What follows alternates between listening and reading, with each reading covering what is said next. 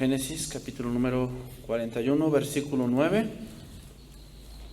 Vamos a continuar con esta serie, Viviendo el propósito de Dios. Es el tema número 8 de esta serie. El tema de hoy, salida. Salida. Hoy vamos a ver cómo Dios sacó de la cárcel a José. Pero para que esto se cumpla, hermanos, debe haber ciertos requisitos. Muchas veces nosotros queremos que Dios nos saque de cierta situación, pero no tenemos el corazón para salir. Es decir, Dios nos puede sacar, pero Dios no hace contentillos. Ni porque llores mucho, ni porque, ay, Señor, estoy sufriendo mucho, ¿qué no ves? A Dios no le importa eso. A Dios lo que le importa es que te sometas. Mientras no te sometas, nada va a cambiar.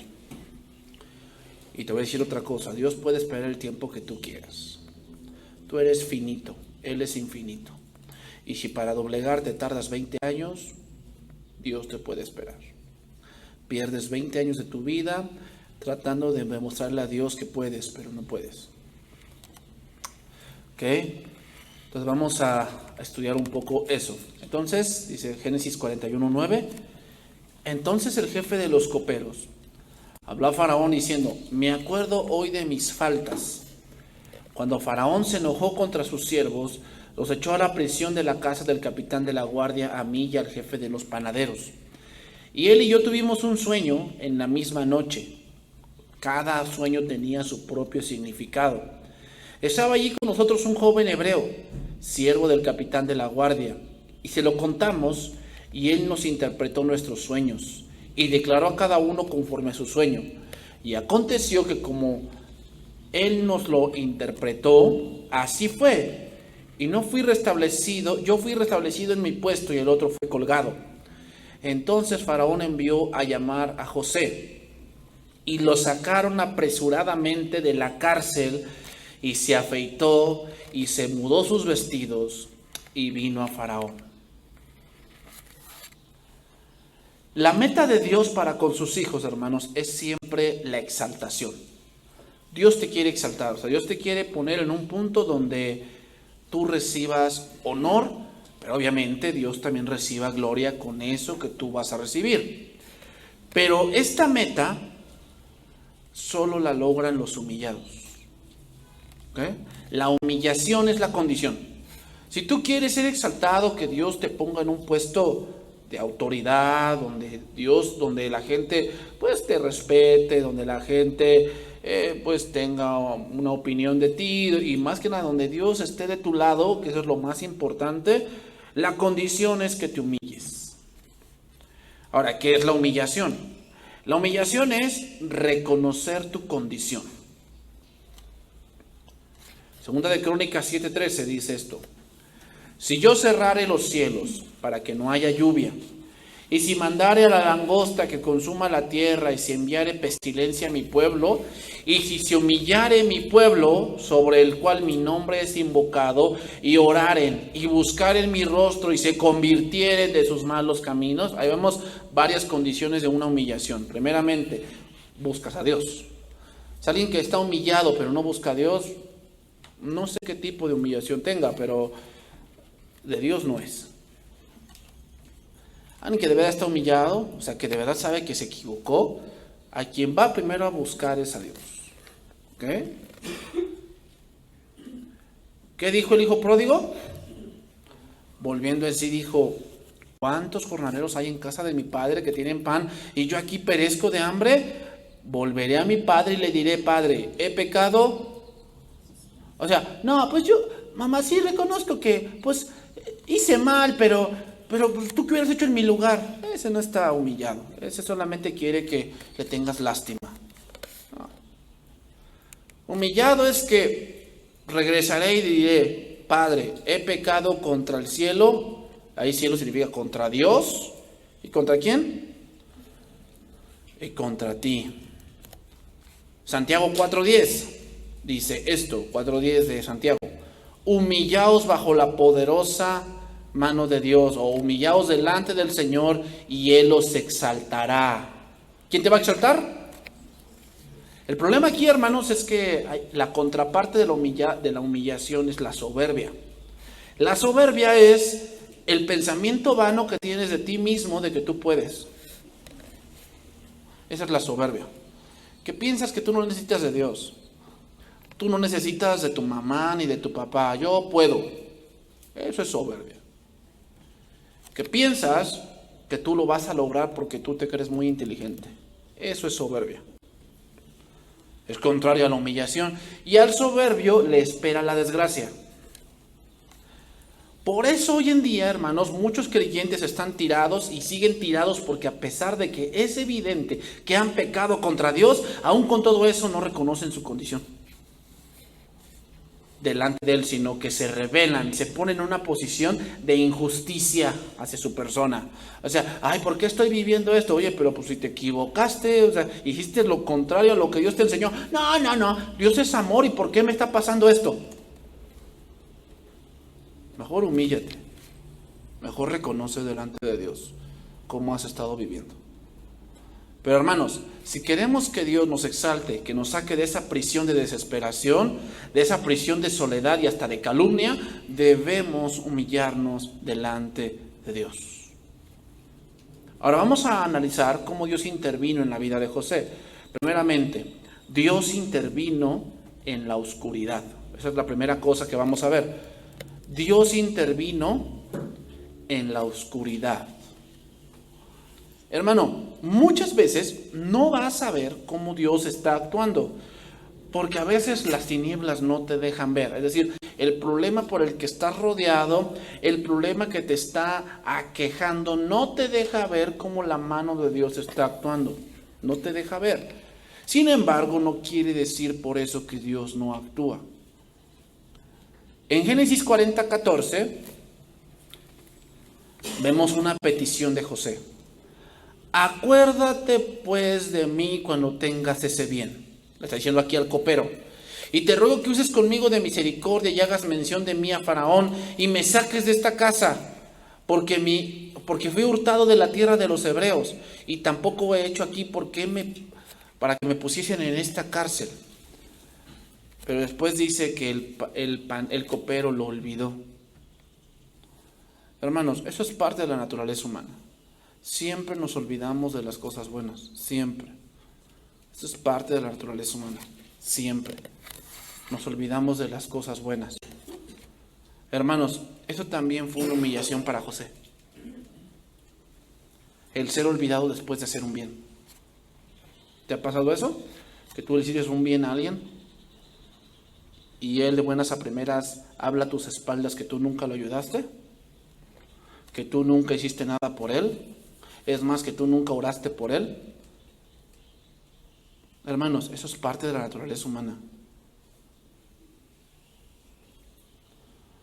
Mientras más lo humillaban, más solo se sentía José. Hermanos, había perdido su familia, su túnica, su padre, su reputación, su libertad. Había perdido su puesto en la casa de Potifar, su comida excelente, su buen salario. Todo lo había perdido. Y ahora no más con esto, le hizo un bien a alguien y ese alguien le olvida en la cárcel. Dirían en el mundo, ¿sabes qué es lo que te falta, José? Que venga un perro y haga del baño sobre ti, porque ¿qué pensarían los cristianos de la dichosa prosperidad de José? No, José, se me hace que tú tienes una maldición generacional. ¿Para que te venga todo esto? No, hombre. Yo digo que necesitas ir al cuarto de liberación. Ya por eso hicimos ese cuarto de allá, hermanos. Ahí va a ser el de liberación. Para que le esté pasando algo, bueno, ahí lo vamos a meter. Pero ¿te imaginas lo que diría el cristiano del siglo XXI? Diría eso. Porque pensamos que porque te va mal, Dios está enojado contigo. No siempre. No siempre. No siempre. Pero sí debe pasar que en ese punto debes analizar tu vida. ¿Quién te va a confirmar si estás bien o estás mal? La palabra, la comunión con Dios. Porque, hermanos, las personas solamente ven lo externo. O sea, yo te veo ahorita pues bien vestido y yo digo, pues están bien. Pero yo no sé lo que estás viviendo. Yo no sé lo que estás pasando. Yo no sé lo que estás pensando. Y yo no sé lo que estás pensando hacer cuando salgas de aquí. Yo no lo sé. Y hermano, no me interesa. Pero a Dios sí, porque Él sí lo sabe todo. Y cuando te pase algo, debes analizarte y decir, ¿qué está pasando? ¿Me viene esto por prueba o me viene por consecuencia? Hay cosas que te vienen por consecuencia, porque tomaste una decisión y te viene una consecuencia. Afróntala. Pero si sabes que no es por consecuencia, que tú dices, Señor, pues yo sé que no, o sea, que yo he estado caminando bien, entonces sométete a Dios. Dile, Señor, no entiendo por qué pasa esto, pero tampoco me voy a estar quejando. Voy a estar sometiendo a Dios. Señor, tú tienes un plan para esto. Haz lo que tú tengas que hacer. Y hermanos, es en esa parte donde cuando tienes más desconcierto, donde tienes más soledad, donde te sientes más solo, es donde Dios más actúa.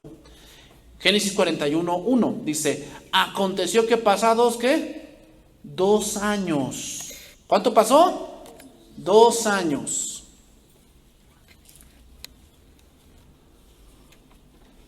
Que Faraón tuvo un sueño. A ver, pregunta, ¿quién hace que tengan sueños en este momento? Dios. O sea, mira, José ni enterado que Faraón había soñado. Él no hizo nada. O sea, diciendo, Faraón, cómete 10 bolillos para que tengas sueños. Porque Dios actúa donde piensas que no hay nada más que hacer. Hermanos, Dios conoce los tiempos. No va a ser cuando tú quieras. No va a ser cuando tú quieras, ni mucho menos va a ser porque tú te quejes mucho. Va a ser en el tiempo de Dios. Y el tiempo de Dios fue 2 años en el olvido. El copero lo olvidó 2 años.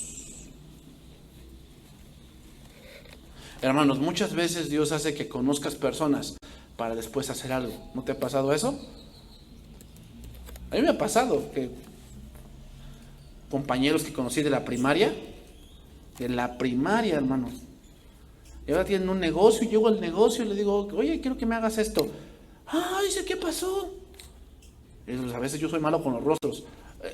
¿Quién eres? ¿No te acuerdas de mí? Íbamos igual en la primaria, ¿te acuerdas allí? Íbamos juntos en el mismo salón. Ya. Y hermanos, muchas veces Dios te da esa gracia porque llegas y le dices, oye, ¿cuánto va a ser por ese trabajo? No, mira, te voy a dar un precio especial. O sea, ¿por qué será que conoces a una persona? Porque sí. ¿Te das cuenta que todo tiene un propósito? Todo tiene un propósito y que a veces ni sabes qué está pasando, pero Dios está actuando. A veces conociste a alguien que converses 2 o 3 días con él y después nunca más se vieron. Nunca más cruzaron palabra, pero hermanos, ¿tú qué sabes? He escuchado testimonios, de uno hermano que apenas en México pasó, que es un hermano que tiene un título de abogado, de licenciado en comercio.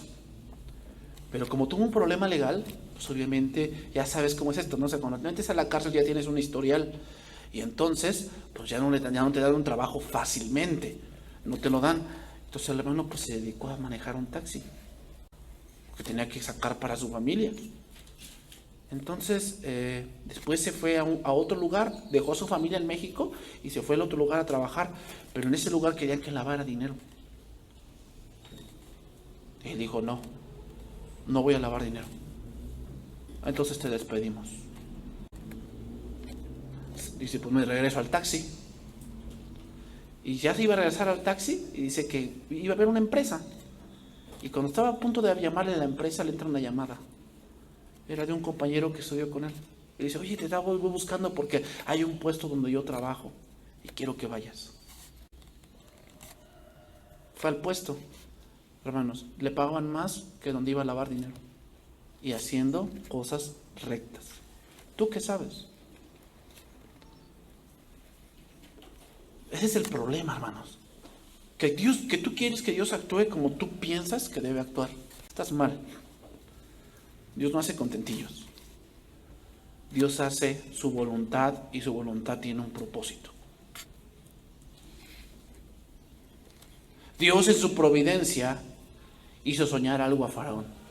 O sea, dijo, ya es tiempo de que José salga. ¿Qué voy a hacer? Pues te imaginaría, no, yo digo que José pensaba o yo pensaría, si Dios quiere que salga de aquí, pues bueno, me va a abrir las puertas y salgo libre.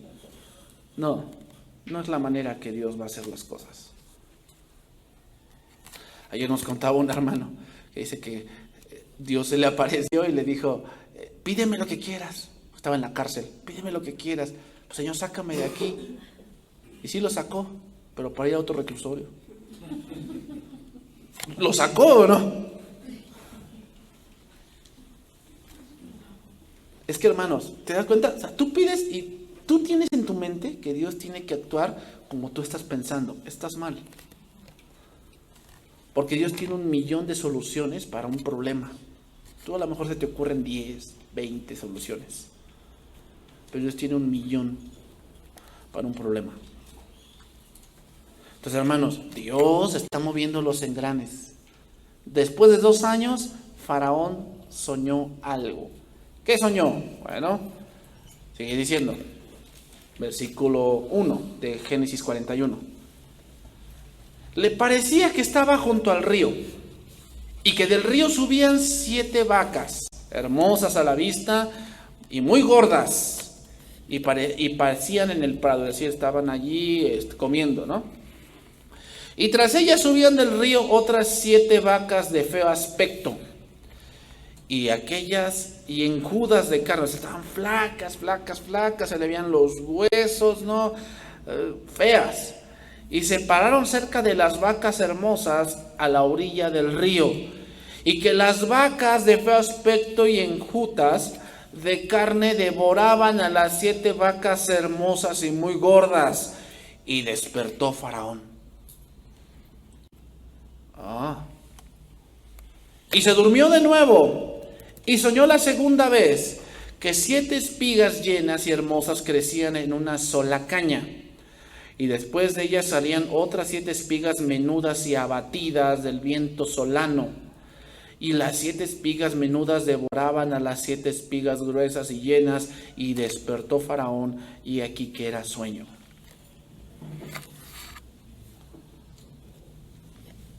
¿Cómo puedes hacer que alguien sueñe?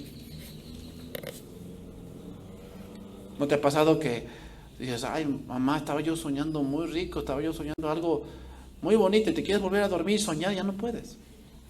¿Sabes por qué? Porque el sueño es solamente los últimos 2 minutos de lo que duermes. Parece que dormiste todo el tiempo así, pero no es verdad.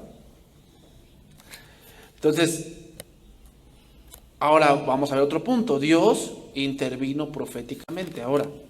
Es decir, el sueño del faraón, hermano, y todo lo que pasó con eso es algo profético.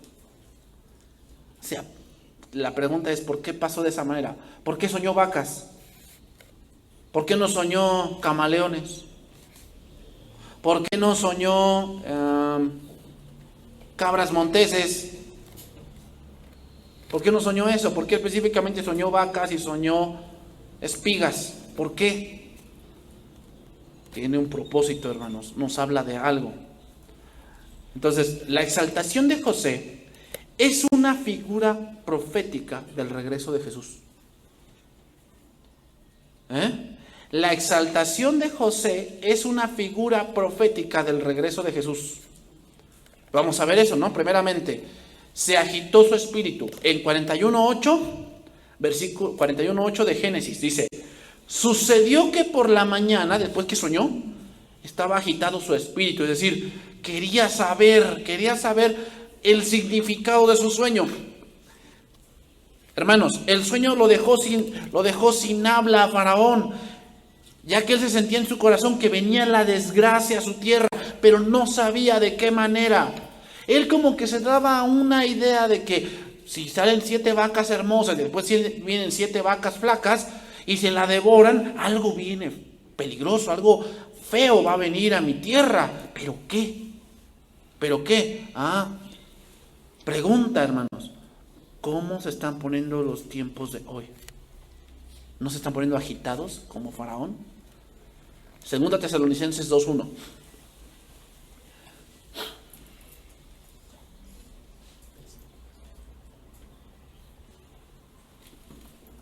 Segunda Tesalonicenses 2:1. Entonces, hermanos, el que el mundo esté agitado, el que el mundo empiece a tener muchos problemas, es una señal de que Cristo viene. ¿Qué pasó con Faraón? Tuvo un sueño y empezó a estar agitado. Era señal de que José iba a salir. Pero ¿quién se daba cuenta de eso? Nadie. Pero ahora que lo vemos, Dios estaba moviendo todo.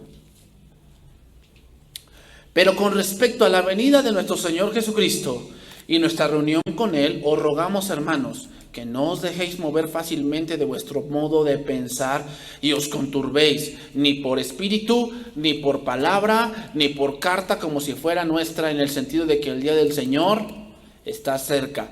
Nadie os engañe en ninguna manera, porque no vendrá sin que antes venga la apostasía y se manifieste el hombre de pecado, el hijo de perdición. Aquí vemos 3 cosas. Número 1, la apostasía. Hermanos, eso se está dando en la iglesia. Mucha gente que estuvo en la iglesia apostata. Hoy en las redes sociales está pleno de que hay muchos, entre comillas, pastores evangélicos que se regresan al catolicismo. Se está dando, en serio. Gente que estaba en el cristianismo y prefiere irse con la muerte. Apostatan. Se está viendo eso. Gente que creció en la iglesia desde muy pequeño y ahora son los peores malhechores. Apostatan. ¿Se está viendo eso? Cristo está cerca entonces. Y se manifiesta el hombre de pecado. Eso está muy pronto. Ahí se refiere al anticristo. Hermanos, va a surgir un hombre en Europa, va a surgir un hombre que va a ser muy inteligente y que va a saber que va a dar soluciones que son sobrenaturales. Es decir, que tú dices, ¿cómo llegó a eso? Y el problema es que funcionan.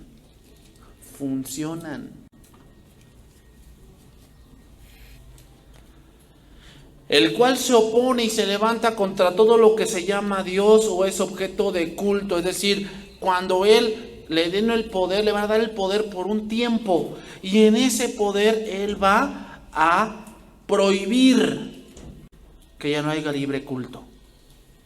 Lo va a prohibir. ¿Sabes quién hace eso? Los musulmanes. Hermanos, ¿sabes dónde fue la cuna del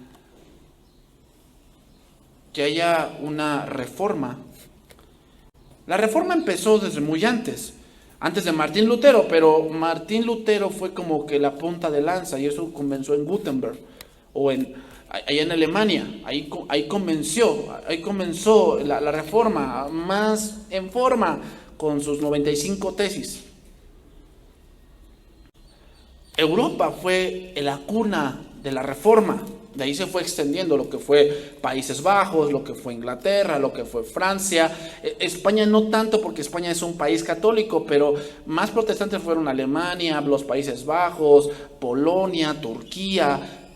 Pero hermanos, si ahora tú vas a esos lugares, el cristianismo está muerto.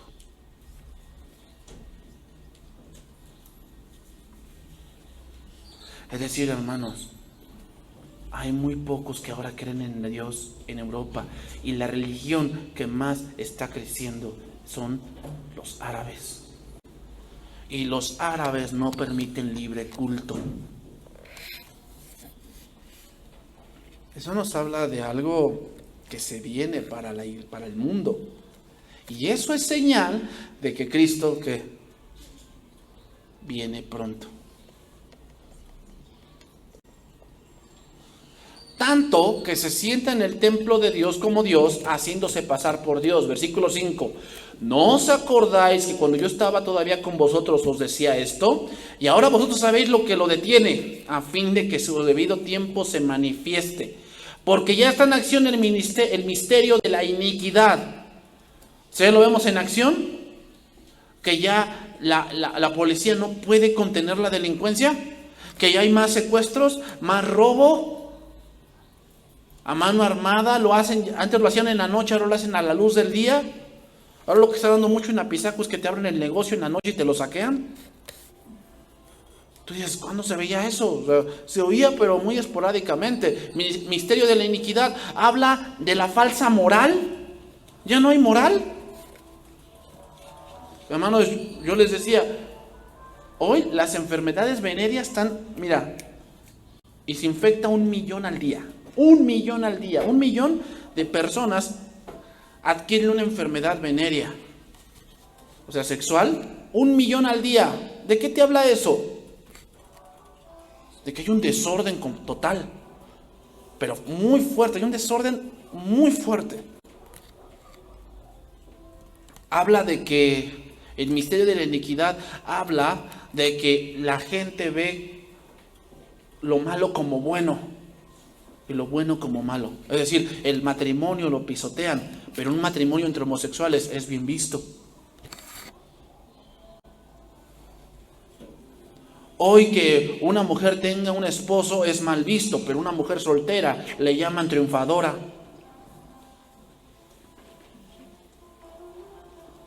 ¿Te das cuenta cómo es esto? Eso es señal de que Cristo viene.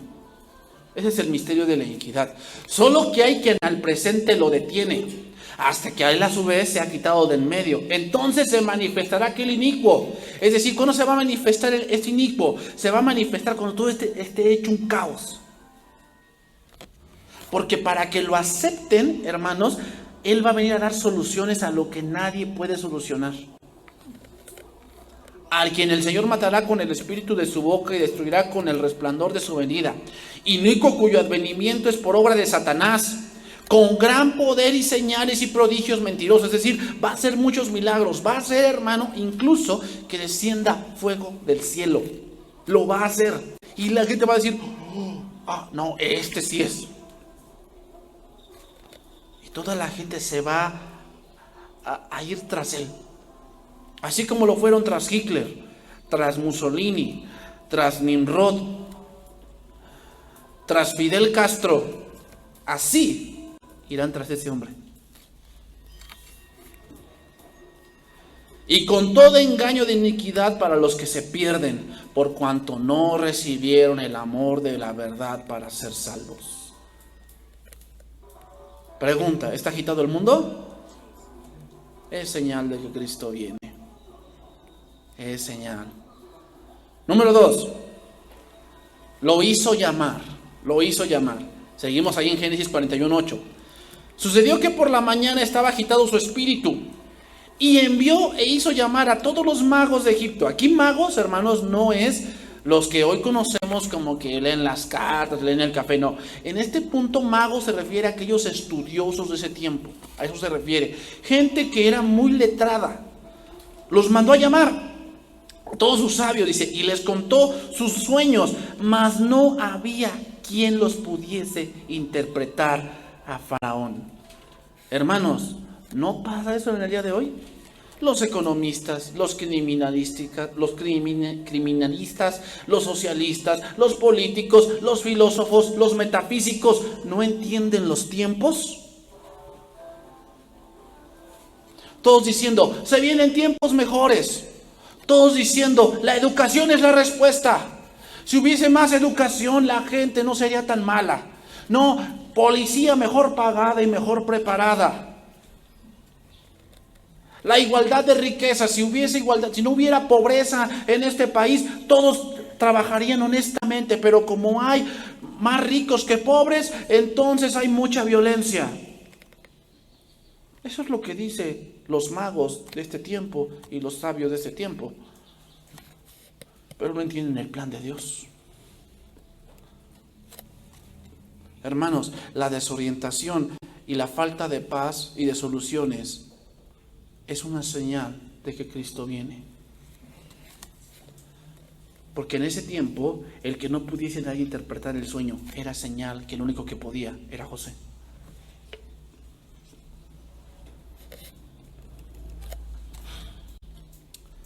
Número 3. Recuerdo. Génesis 41:9. Dice ahí, Génesis 41:9.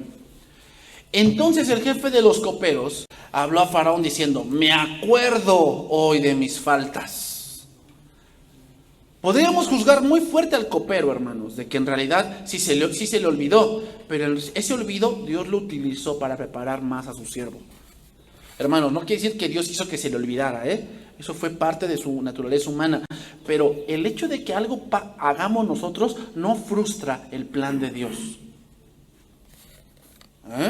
O sea, a Dios no de que, híjole, a ver, Adán pecó, híjole, ya me frustró el plan Adancito.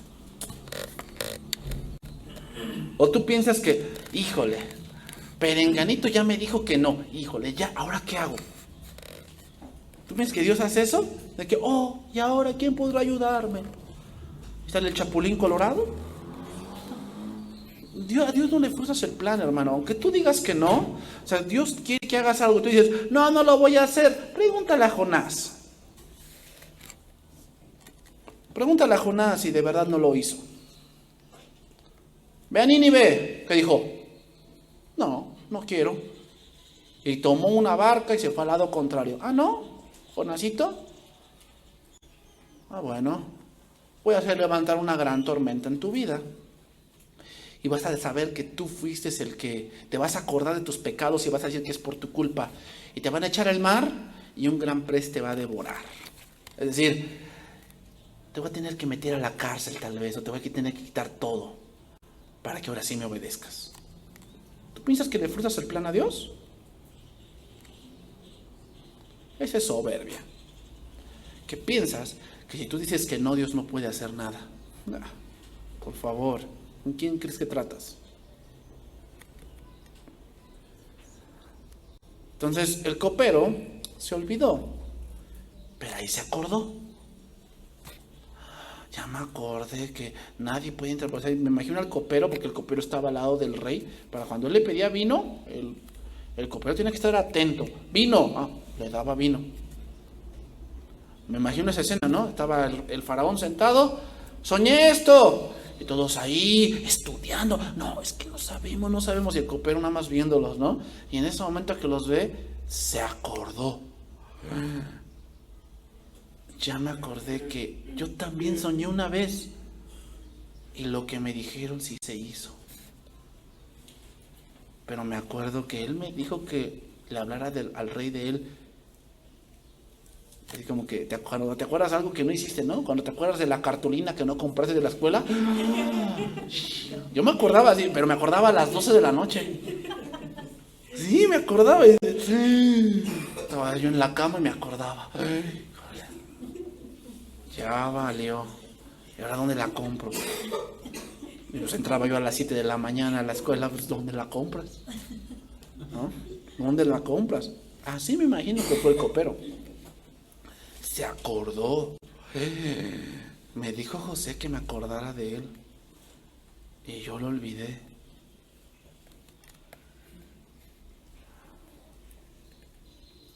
Mateo 24:10 dice esto. Mateo 24:10 con respecto a esto, hermanos. Que recuerden que estamos en un punto profético. Lo que pasó allí es un punto profético de la segunda venida de Cristo. Muchos tropezarán entonces. 24:10 de Mateo. Y se entregarán unos a otros, y unos a otros se aborrecerán. Y muchos falsos profetas se levantarán. y engañarán a muchos. Y por haberse multiplicado la maldad, el amor de muchos se enfriará. Mas el que persevere hasta el fin, este será salvo. Mateo 24:33. Así también vosotros, cuando veáis todas estas cosas, conoced que está cerca a las puertas. Cuando el copero vio esa escena, se acordó de José, y quiere decir que José estaba cerca del trono. Porque él no se imaginaba que eso que él iba a decir a Faraón impulsaría a José de una cárcel al trono de Egipto. No lo comprendía. Hermanos, cuando tú veas estas señales de que está aumentando la maldad, de que la moral está por los suelos, de que todo te dicen que a veces ya te dicen que no hay Dios, todas esas cosas que están aumentando, hermanos, son señales de que Cristo viene. De cierto os digo que no pasará esta generación hasta que todo esto acontezca. El cielo y la tierra pasarán, pero mis palabras no pasarán. Pero el día y la hora nadie sabe, ni aun los ángeles de los cielos, sino solo mi Padre. Mas como en los días de Noé, así será la vida del hombre, la venida del Hijo del Hombre. Porque como en los días de Noé, antes del diluvio, andaban comiendo y bebiendo, casándose y dándose en casamiento hasta el día en que Noé entró en el arca. Significa esto, hermanos. ¿Qué significa los días de Noé? Significa que la gente estará dedicada a la diversión y al placer. Pregunta, ¿no es así?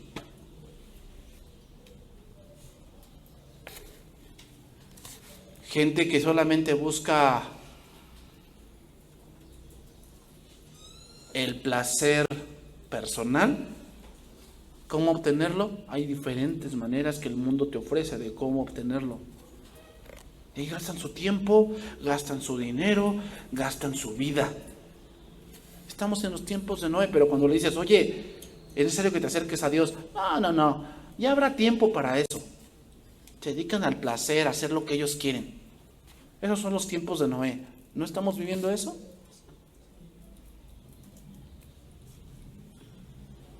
Eso es señal de que Cristo viene, está muy cerca. Y no entendieron hasta que vino el diluvio y se los llevó a todos. Así también será la venida del Hijo del Hombre. Hermanos, al ver este aumento en la maldad, al ver cómo la gente dice, sí, soy malo y bueno, así nací, es una clara señal de que Cristo está muy cerca. En la corte de Faraón estaba una extrema desorientación. Nadie tenía una salida y de repente vino José.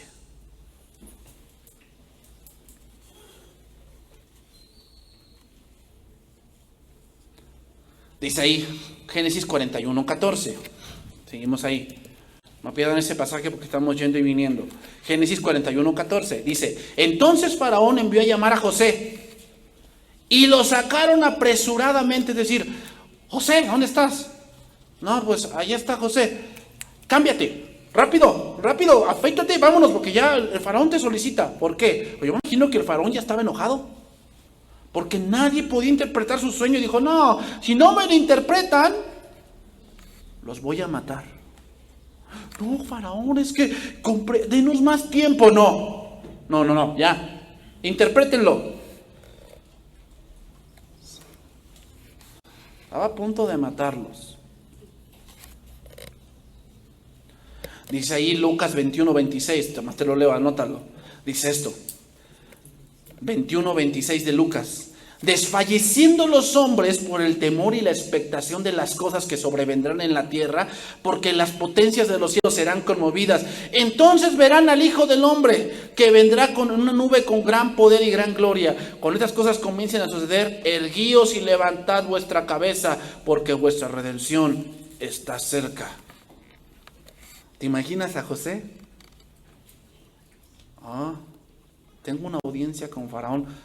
Tal vez como ser humano, hermanos, ¿tú qué pensarías? Estás en la cárcel, el faraón te manda a llamar, o dos cosas, o ya tiene una sentencia para ti, o quiere pedirte algo. Tú dices, bueno, le voy a hacer el favor a Faraón y ya cuando tenga oportunidad le voy a hablar de mi caso, ¿no?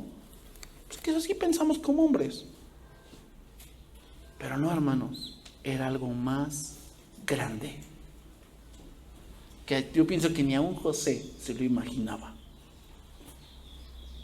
Oye, te llegó una solicitud de trabajo, dice que te están esperando allá, que vayas, pero que vayas temprano. O sea, que llegues ahí temprano, apresurado significa. Y tú a veces te pones a pensar, no, pues, ¿quién sabe qué será? Tal vez estás como José, en expectación. ¿Qué va a pasar? Pero hermanos, eso quiere decir que Jesús viene. Otro punto, aquí terminamos el punto profético. Otro punto, el mensaje de José. Vamos a ver qué significa el sueño. ¿Qué? Primeramente, el sueño de Faraón, hermanos, es una semblanza del Evangelio. Del Evangelio. ¿Por qué? 7 vacas gordas, 7 vacas flacas. Las 7 vacas gordas significan 7 años de abundancia. 7 años donde vas a tener muchas cosas. 7 años donde va a fructificar al doble todo, es lo que le dijo a Faraón. Significa tus años donde tienes fuerzas. Tus años donde por tu fuerza y por tu audacia tienes dinero. Sí. Significa la vida que Dios te ha dado. Que dicen, mientras haya vida, hay esperanza, ¿no? Así dicen. Esas son las 7 vacas gordas. Es tu vida. Pero después surge ¿qué? 7 vacas flacas. Hermano, un día vas a morir.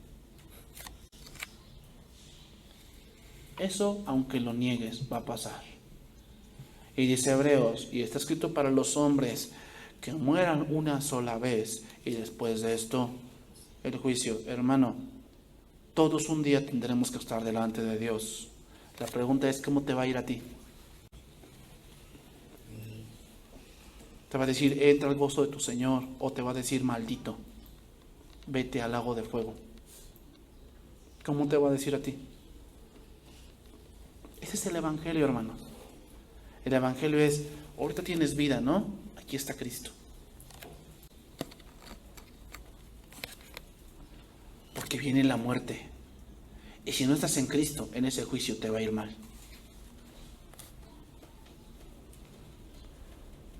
Ese es el Evangelio, hermanos. Ese es el Evangelio. Es un mensaje de juicio, pero de esperanza. O sea, de que el juicio viene contra todos, viene. Es aunque tú no lo creas. Pero hay esperanza para que te vaya bien ahí. ¿Cuál? Jesucristo. Porque de tal manera amó Dios al mundo, que ha dado a su Hijo unigénito, para que todo aquel que en Él cree, no se pierda, mas tenga vida eterna. Porque no envió Dios a su Hijo al mundo, para condenar al mundo, sino para que el mundo sea salvo por Él. El que en Él cree, no es condenado, pero el que no cree, ya ha sido condenado, porque no ha creído en el nombre del unigénito Hijo de Dios. Y esta es la condenación, que la luz vino al mundo y los hombres amaron más las tinieblas que la luz, porque sus obras eran malas. Las vacas, hermanos, las vacas significan sacrificio. Cuando vemos vacas en la palabra de Dios, siempre se utilizaban para sacrificios en el Levítico, en los Números, en el Éxodo, se utilizaban para sacrificios. Las vacas significan sacrificio, nos hablan del sacrificio vicario de Cristo. Por eso Dios utilizó vacas. Porque el que cree en Cristo es una vaca de bendición, pero el que no cree, ¿qué? Va a morir, es de muerte. Espigas significan una vida entregada. Aquel dijo Cristo, yo soy la vid, ustedes los pámpanos. Todo un pámpano que en mí permanece, ese lleva mucho fruto. Espiga que lleva fruto. Pero el que en mí, el que no lleva fruto, mi Padre, ¿qué? Lo quitará. ¿Y a dónde irá? Al fuego.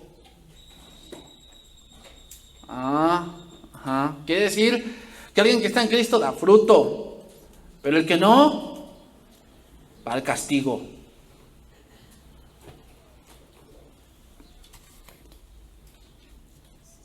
¿Entiendes lo que significa ese pasaje? O sea, aquel que no quería aceptar a José, en el momento en que lo pusieran de rey, iba a morir. Y aquel que lo aceptara, iba a vivir porque iba a comprar alimento que José había juntado. Aquel que cree en Cristo va a vivir, porque todo aquel que cree en mí tiene vida eterna. Y no vendrá condenación, mas ha pasado de muerte a vida, pero aquel que no cree no tiene vida en él. 7 vacas gordas, 7 vacas flacas, 7 espigas llenas de grano, 7 espigas sin nada. Génesis 41, 28. Y vámonos por la parte final. Génesis 41, 28. Esto es lo que respondo a Faraón. Lo que Dios va a hacer lo ha mostrado a Faraón. Aquí vienen 7 años de gran abundancia en toda la tierra de Egipto. Y tras ellos seguirán 7 años de hambre. Y toda la abundancia será olvidada de la tierra de Egipto, y el hambre consumirá la tierra. Y aquella abundancia no se echará de ver a causa del hambre siguiente, la cual será gravísima. Hermanos, esto es lo que significa el evangelio hace una división. Hermano, ¿por qué crees que dice el hambre hará olvidar todo lo anterior? Porque el hambre será gravísima. Hermano, porque cuando tú naces eres eterno. Y muchos en el infierno lamentarán haber nacido. Desearán no haber nacido, porque van a estar en un tormento que hará olvidar todo el placer que aquí tuvieron. Porque dicen, lo bailado y lo cantado, ¿quién me lo quita? Cuando estás en el infierno se te va a quitar.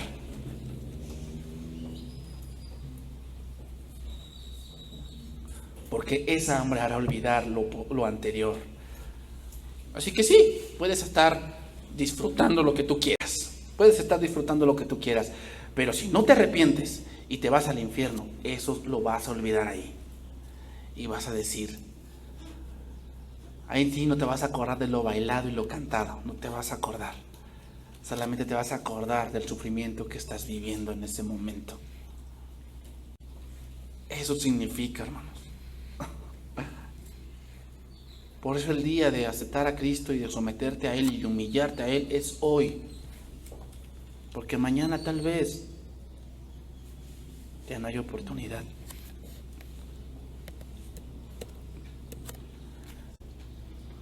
Génesis 41, 37. El asunto pareció bien a Faraón y a sus siervos. Y dijo Faraón a sus siervos, ¿acaso hallaremos a otro hombre como este, en quien esté el Espíritu de Dios? Y dijo Faraón a José, pues que Dios te ha hecho saber todo esto, no hay entendido ni sabio como tú. Tú estarás sobre mi casa, y por tu palabra se gobernará todo mi pueblo. Solamente en el trono seré yo mayor que tú. Dijo además Faraón a José, aquí que yo te he puesto sobre la tierra de Egipto. Entonces Faraón quitó su anillo de su mano y lo puso en la mano de José y lo hizo vestir de ropas de lino finísimo y puso un collar de oro en su cuello y lo hizo subir en su segundo carro y pregonaron delante de él doblar la rodilla y lo puso sobre la tierra o toda la tierra de Egipto. ¿Te acuerdas de alguien que también proclamaron así? Mardoqueo. ¿Y por qué? Porque se humilló. Hermanos, el ingrediente para que Dios te exalte es la humillación. Mientras tú no te humilles, seguirás en la cárcel.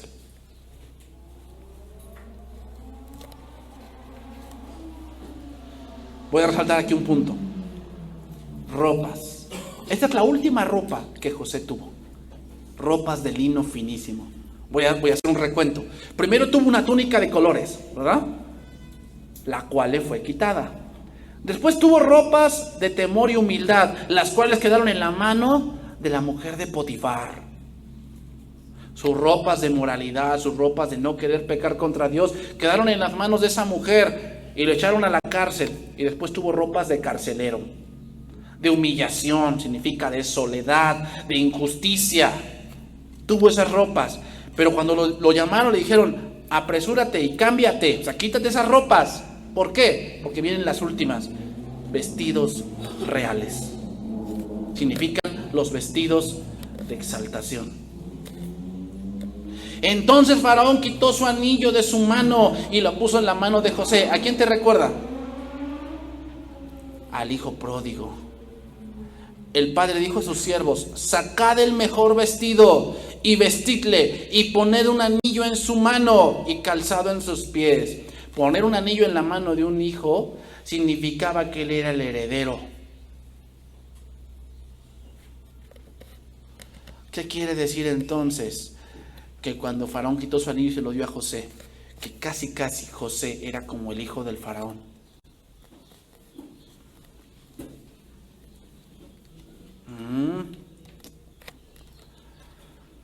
Qué gran exaltación de Dios a su siervo. Pero ¿te imaginas todo lo que tuvo que pasar para llegar ahí? No, pues lo vemos así, yo quiero eso. ¿Ya te tocó pasar por la cárcel? ¿Ya te tocó pasar que te aborrezcan? ¿Que hablen mal de ti a tus espaldas? ¿Ya te tocó pasar por ahí? No, pues no. Entonces, ¿cómo esperas? Dios no tiene consentidos, hermanos, Eso haría un hombre. De que, no, pues al hijo más consentido le dejo la casa. Ajá. Dios no es así. Dios no es así. Dios primero te va a formar. Primero te va a quitar tu carácter de niño consentido, de niña consentida. Te va a quitar tu carácter de autosuficiencia. Te lo va a quitar primero y después llegas al trono. Entiéndelo. Así es. No sin sufrimiento, hermanos. No sin sufrimiento. Y dice también que le puso un collar de oro en su cuello. El collar de oro, hermanos, significa la gloria y la majestad de Dios.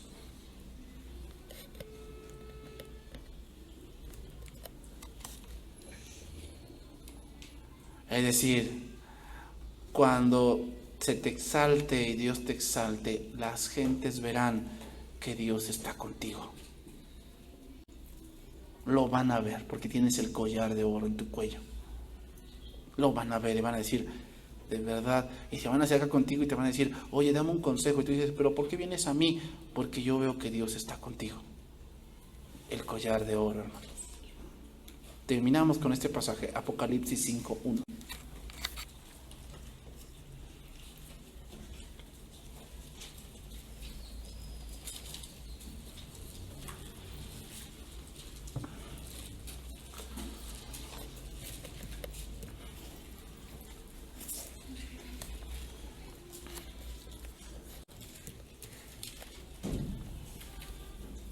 Entonces, hermanos, ya vimos más o menos toda la formación del siervo de Dios. Ahora, después de esta fase, vamos a empezar a ver cómo se muestra ese entrenamiento. José ya pasó la fase de sufrir, de ser formado, llega al trono. Ahora viene la fase en poner todo eso en práctica, porque ahora se va a tener que enfrentar a sus hermanos. Apocalipsis 3 dice esto, no lo tengo aquí, pero te lo voy a decir así. Le dijo a la iglesia de Filadelfia: he aquí yo entrego a los que son de la sinagoga de Satanás, y te guardaré de la hora de la prueba que vendrá sobre este mundo. Y yo te voy a exaltar, y ellos sabrán que yo te he amado. Hermanos, ¿cuándo supieron sus hermanos que Dios estaba con José? Cuando lo vieron en el trono. Porque cuando soñaba sueños y les decía lo que había soñado, que decían: ay, ¿a poco sí, José? Ahí viene el soñador. Ahí viene el que se creó. Sí lo aborrecieron, sí lo vendieron, pero cuando ya estaba en el trono se dieron cuenta de que todo lo que había soñado era verdad. y tuvieron que bajar la cabeza. Sí, ahorita pues tal vez te pisotean, sí, hablan de ti, que eres esto, que eres el otro, que chalala, sí, está bien, soporta. Pero cuando Dios te exalte van a tener que ver que Dios te ha amado.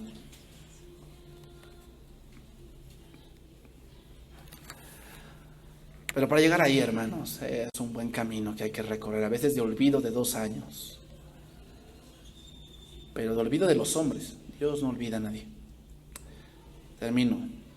Y vi en la mano derecha del que estaba sentado en el trono un libro escrito por dentro y por fuera, sellado con 7 sellos. Y vi a un ángel fuerte que pregonaba a gran voz, diciendo: ¿quién es digno de abrir el libro y desatar sus sellos? Es decir, ¿quién va a interpretar el sueño? Dice: y ninguno, ni en el cielo, ni en la tierra, ni debajo de la tierra, podía abrir el libro, ni aún mirarlo. Ningún mago, ningún sabio podían interpretar el sueño. Y lloraba yo mucho, porque no se había hallado a ninguno digno de abrir el libro, ni de leerlo, ni de mirarlo. Esa es como la figura de Faraón, ¿no? Lloraba yo mucho porque no había nadie que me interpretara el sueño. Y uno de los ancianos, como el copero, me dijo: no llores.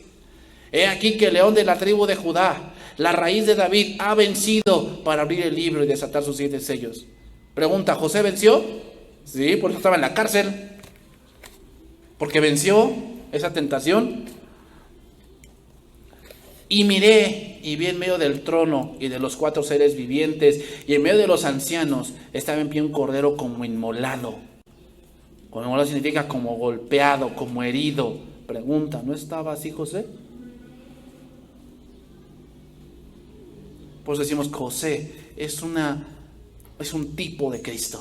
José es un tipo de Cristo, porque también José sufrió. Obviamente no como Cristo, pero sufrió, fue fiel. Fue como golpeado por tantas cosas de la vida, ¿no? Que Dios permitió en su vida. Que tenía 7 cuernos y 7 ojos, los cuales son los 7 espíritus de Dios enviados por toda la tierra. Y vino y tomó el libro de la mano derecha del que estaba sentado en el trono. Y cuando hubo tomado el libro, los 4 seres vivientes y los 24 ancianos se postraron delante del Cordero. Todos tenían arpas y coronas de oro llenas de inciensos, que son las oraciones de los santos. Y cantaban un cántico nuevo diciendo: digno eres de tomar el libro y de abrir sus sellos, porque tú fuiste inmolado.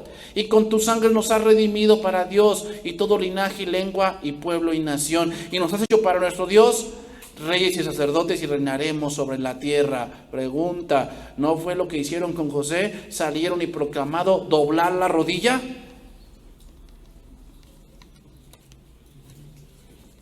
Más tipo de Cristo no puede ser.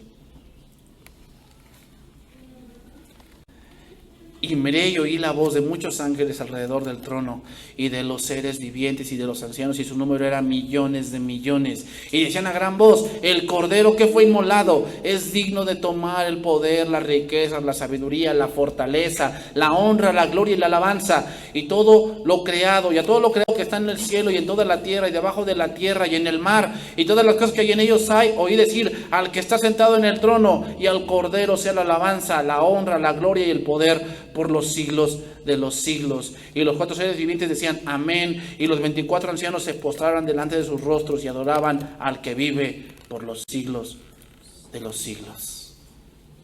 ¡Qué gran cambio! En un momento estaba José en la cárcel, abajo con su barba larga porque se afeitó, y de repente se encuentra en el trono de Egipto.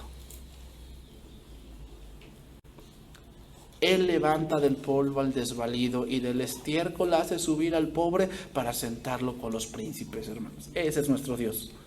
¿Pero cuál es el ingrediente? Humillación. Mientras no te humilles, no va a pasar nada. Pero cuando te humillas y dices: Señor, sí, reconozco mis transgresiones y mis rebeliones y sé que soy débil, ayúdame, dame sabiduría, ten piedad de mí que soy pecador, el Señor te va a exaltar. Ese es el ingrediente, hermanos. Amén. Vamos a orar.